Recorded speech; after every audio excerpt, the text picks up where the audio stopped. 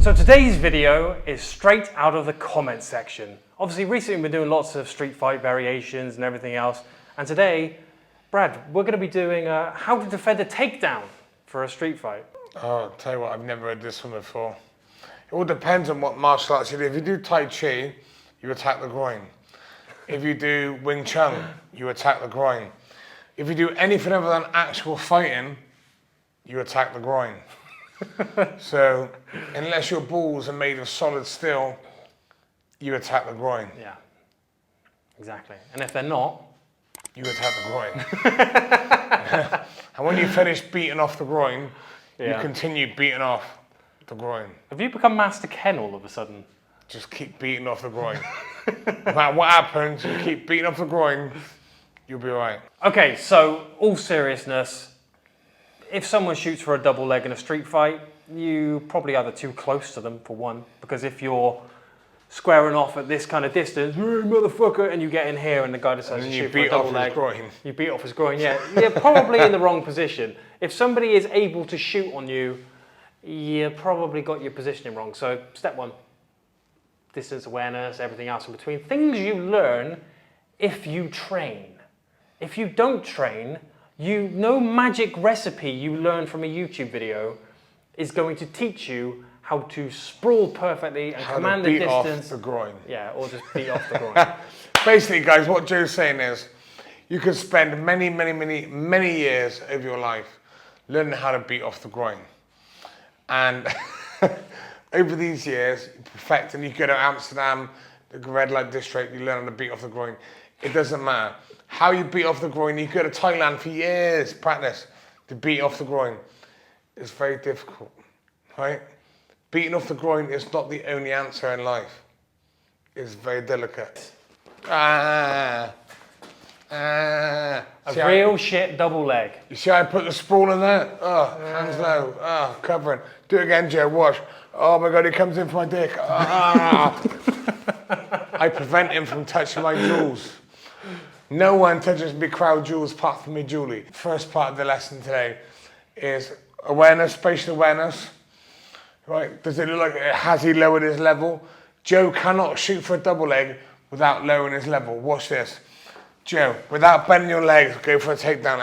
It's impossible. No, without even bending your hips. Without bending my hips? Basically, you got to come at me like a lawnmower, like So basically, you can't go for a takedown unless the guy puts in a level change. So I'll show you what I mean. This is no level change, right? I'm coming for your hips. Oh my God, no, took you down. Right, for a level change, for a takedown, you have to level change. So I have to go from here to here, all right?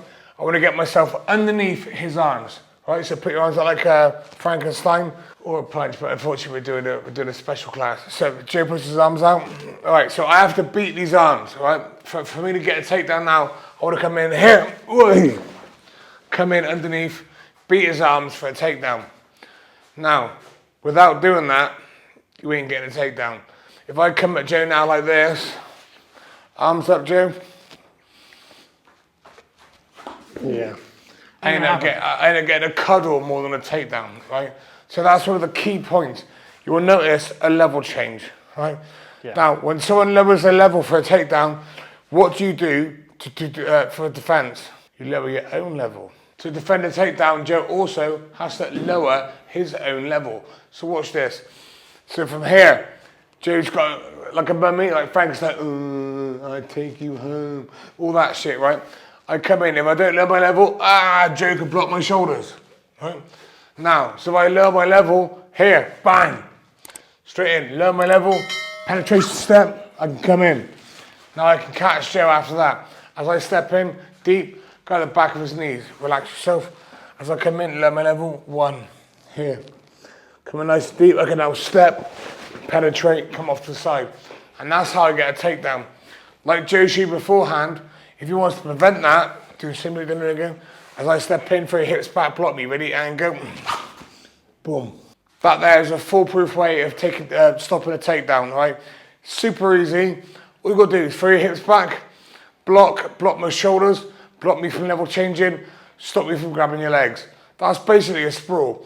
But also with the sprawl, you ask any wrestlers out there, a sprawl is not just a one-day lesson. A sprawl is hours and hours and hours. It's 50% of the entry. Oh yeah, that's what I've got to say. You either practice taking someone down or defending a takedown. That is step one of every single encounter. It's just as hard as taking someone down as stopping someone taking you down. It ain't easy, it's hard. So, in terms of a magic recipe from an online video, it doesn't exist. I couldn't physically show you all the takedown defenses in one go. No. It would take hours and hours and hours and hours. The problem, I think, is that people are thinking that a takedown in a street fight looks like a UFC or an MMA match. It doesn't, because if you're allowing someone to take you down, you haven't controlled the distance properly, you haven't also preemptively lit the fucker up. So if they have just closed the distance by literally rugby tackling you, or throwing some really shit punches to the point where you both just run out of room and end up hugging, that's not really a takedown, because what you did is you stood the fuck still and allowed someone to run into you. There are plenty of actual fighting techniques. Like if I come forward to Brad with some fucking shitty haymaker punches. No. Oh my God, no. Oh, you got me. And I just grab him. Yeah, he fucked up, I fucked up. Whereas all he has to do is circle away, take a back step, or level change to get underneath. Well, I could come here, underneath. Or I could level change, you come back in. Here, you come underneath. I mean, it stops all of those bullshit punches, which are what you see in street fights.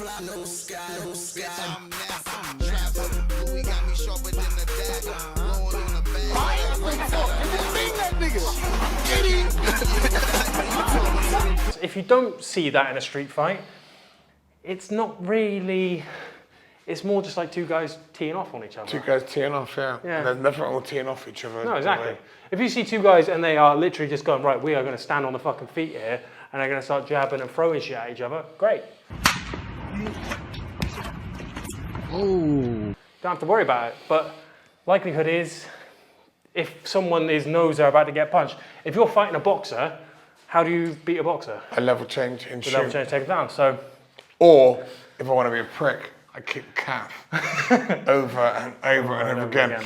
And just as you think you're going to kick it and make connection, shoot.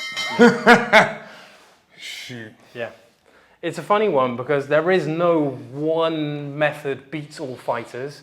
But at the same time, there is a one method beats all fighters. It's a fucking hard one. Yeah, in all fairness, a pro boxer should never be a pro MMA fighter.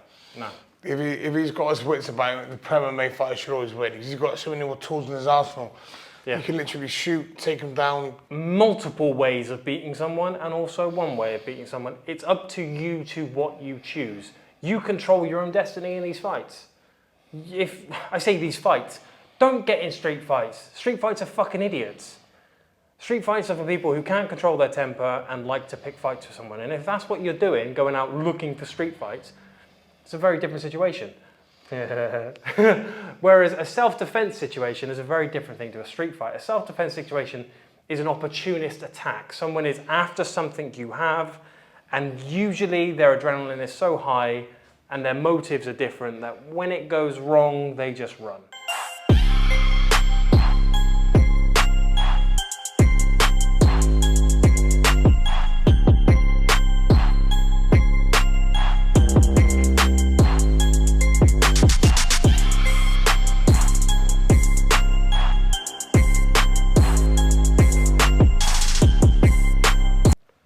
How many times have you seen a guy run up and grab a girl's purse, and as soon as he can't get it, he fucks off? Like fuck. He runs like fuck. Because I myself have never grabbed a girl's purse. No, but before anyone thinks Joe's. Yeah, but how have you also? How many world-class fighters have ever been muggers? Actually, muggers. None. They got respect and dignity for themselves. Exactly. But if they were muggers, they'd be the best. They'd be the best. I'm not saying if Jose Aldo wanted to steal your purse, he would take your purse. Do you know what I mean? If Brad Scott wanted your purse, I would take your purse. In terms of level changing, yeah, learn the basics. Go to a class. Go to a class. Okay. I know, you got to learn. You have to. You've got to go to class. Go to a decent wrestling coach. He will teach you how to lower your level. He will teach you how to lower your level and sprawl. You need to go to a good wrestling coach to learn takedown defense and takedowns. Learn how to do takedowns, learn how to sprawl. If you don't go to good coaches, you will not learn how to sprawl, brawl, and you will not learn how to take someone down. You need to go to good coaches to get to that next level of takedown defense and takedowns. You have to practice, physically practice, and you have to practice with people who know what they're doing. You and your mates having a little roly-poly in the park, a bunch of untrained people, you're not gonna help any of you, each other out, because none of you know what you're doing. So anyway, guys, we hope you enjoyed the video. Make sure you subscribe to the channel and check out all of the links below. For now, from me, Joe, and Brad, peace out. Adios.